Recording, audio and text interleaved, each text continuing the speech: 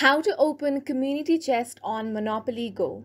Hi guys, welcome to our channel. Let's get started. So in this video, I'm going to show you how you can allow your community chest to open every 24 hours. But before that, I'm going to show you how a community chest works.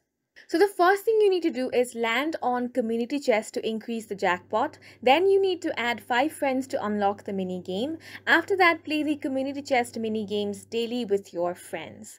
So right now, as you can see, the community chest is locked, but when it's time to open, there's going to be a green open button. So you simply want to tap on that button. So when you open it up, it's going to look something like this.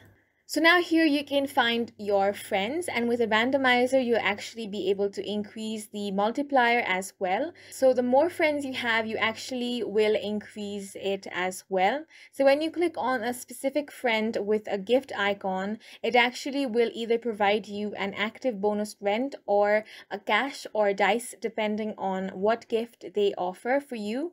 So now once you click on start and you land one of the keys, you'll actually be opening the box without giving the chance to choose the other players as well. So it's actually random, so it depends on how many friends you'll be able to choose, and in that way your jackpot will increase.